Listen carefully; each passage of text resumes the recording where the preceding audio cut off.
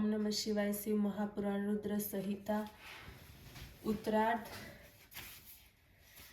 अध्याय 3 अर्धनारीश्वर शिव। नंदीश्वर बोल्या, हे तात सांभळो, હવે શિવનું અર્ધનારીશ્વર સ્વરૂપ હું વર્ણવું છું।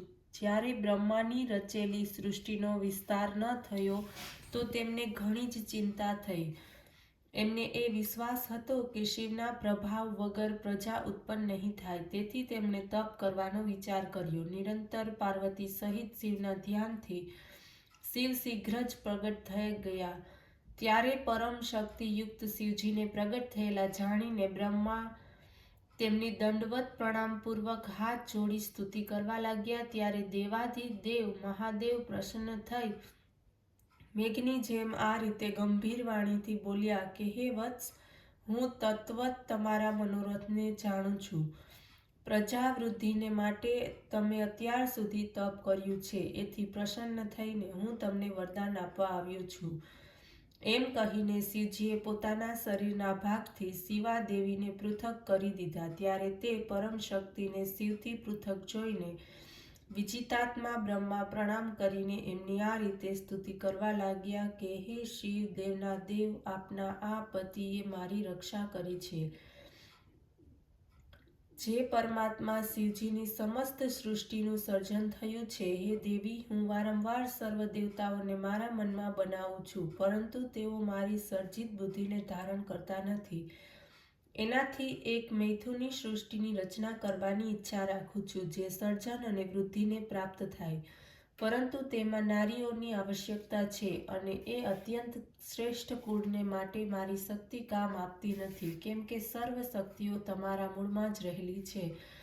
આ કારણે તમે જ સર્વના ઈશ્વરી છો। તેથી હું તમારી પરાશક્તિથી પ્રાર્થના કરું છું, હે શિવે, આપ મને સ્ત્રી સૃષ્ટિ કરવાની આજ્ઞા આપો। હે વરદેશ્વરી, હું તમારા પાસે એક બીજો વર માગું છું, તે કૃપા કરીને મને આપો। હે શિવે, આપ પોતાના એક જ સામર્થ્યની ચર સંસારની વૃદ્ધિને માટે મારા પુત્ર દક્ષની પુત્રી રૂપે જન્મ ધારણ કરો। ત્યારે બ્રહ્માની આ યાચના સાંભળીને દેવી પરમેશ્વરીએ કહ્યું, એમ જ થાવ। એમ કહીને તે પુનઃ શિવના શરીરમાં સમાઈ ગઈ। સમર્થ શિવજી અંતર્ધ્યાન થઈ ગયા। એ જ દિવસથી સંસારમાં સ્ત્રીને ભાગ આપવાનો નિર્ણય થયો। આનંદમગ્ન બ્રહ્માએ મૈથુની સૃષ્ટિનો આરંભ કર્યો। આ અત્યંત શ્રેષ્ઠ શિવજીનું આખ્યાન મેં તમને કહ્યું, જે સજ્જનોનું મંગલ કરે છે, જે પુરુષ આ પુણ્યદાયક કથનો વાંચે છે, સાંભળે છે, તે સર્વ ભોગોને ભોગવી અંતમાં મોક્ષને પ્રાપ્ત કરે છે।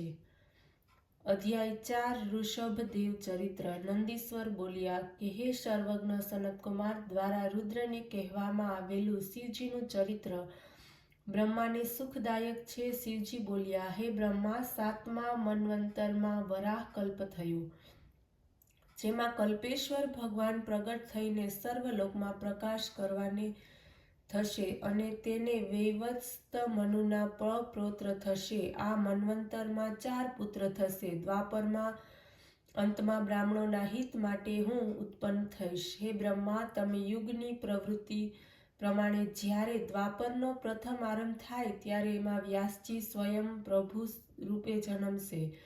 કલયુગના અંતમાં હું શિખાયુક્ત શ્વેત નામનો મહામુનિ હોઈશ અને હિમાલયના મનોહર શિખર ઉપર, હે બ્રહ્મા, પર્વતને વિશે ઉત્તમ ગુફામાં શિખાયુક્ત શિષ્યોમાં બ્રહ્મા પણ મારા શિખા શિષ્ય છે, તથા મને અવ્યય જાણીને બીજા પણ મારા ઘણા ભક્તો હશે। અને દ્વાપરમાં સત્ય નામના પ્રજાપતિ થશે। કળિયુગમાં હું સુતારી નામથી પ્રસિદ્ધ થઈશ।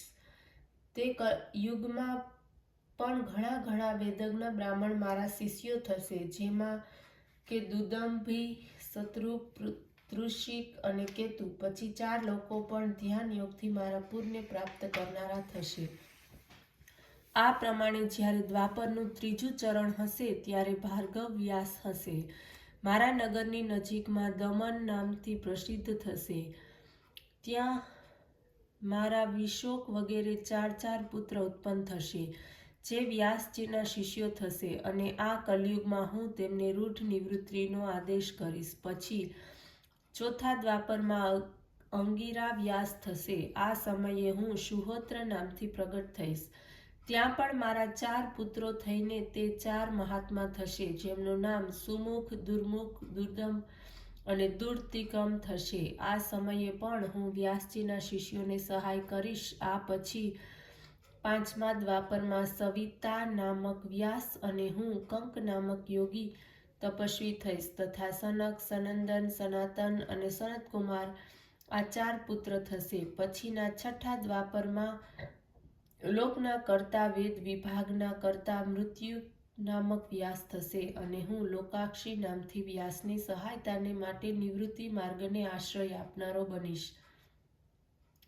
આ પ્રમાણે જ્યારે 9મો દ્વાપર આવશે ત્યારે સારસ્વત નામના વ્યાસજી થશે અને તેમના ધ્યાનથી હું ઋષભ નામથી પ્રગટીશ તથા અહીં પણ મારા પરાશર, ગાર્ગ્ય, ભાર્ગવ તથા ગિરીશ આ 4 શ્રેષ્ઠ યોગી મારા શિષ્ય થશે, જેની સાથે હું યોગ માર્ગને જ દ્રઢ કરીશ.